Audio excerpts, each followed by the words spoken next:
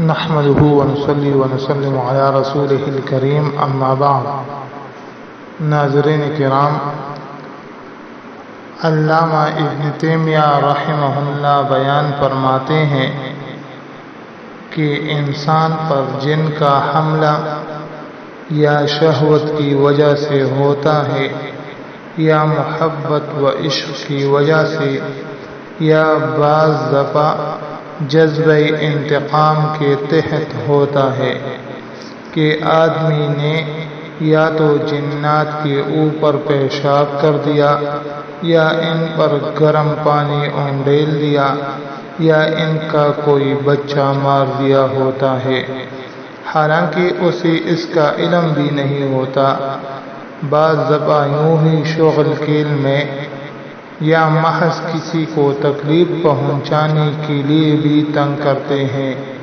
جیسے بے وقوف انسان بھی کرتے رہتے ہیں۔ معزز سامعین کرام، جن پر جنات ہو تو ان کے علاج علماء نے بہت زیادہ ذکر کیے ہیں۔ ان میں سے ایک علاج ہم آپ کو بتائیں گے کہ جنات کو کیسے جلائیں گے، لیکن اس سے پہلے یہ بات ذہن نشین کر لیں کہ جنات کو بھگانے،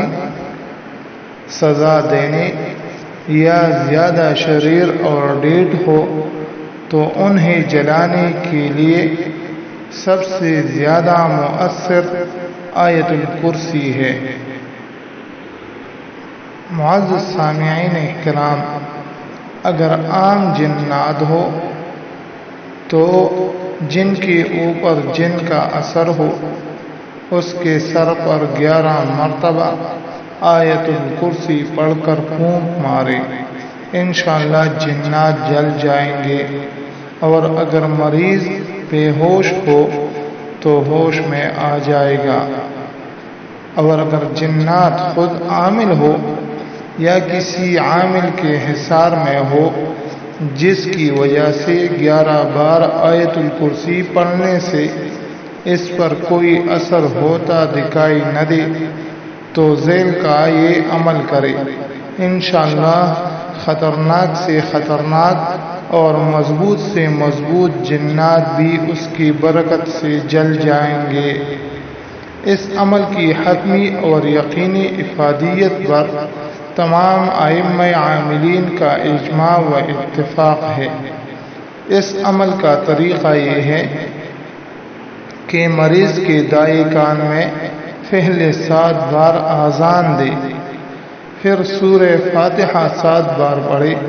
پھر معوذتین 7 بار پڑھے، پھر آیت الکرسی 7 بار پڑھے، پھر سورہ طارق 7 مرتبہ پڑھے، اور پھر سورہ حشر کی آخری 3 آیات 7 بار پڑھے، اور 1 مرتبہ سورہ صافات پڑھ کر پھونک مارے۔ معزز سامعین کرام، جنات کو جلانے کے لیے نہایت مضبوط عامل ہونا اور روزمرہ اپنا اور اپنے بال بچوں کا دفاعی و حصار کرنا نہایت ضروری ہے۔ ایسا نہ ہو کہ کتاب پہ عمل کر کے آپ جنات کو جلانے نکل پڑے اور دوسرے دن خود اسپتال یا خدا نخواستہ کسی اگلے مقام پہنچ جائے۔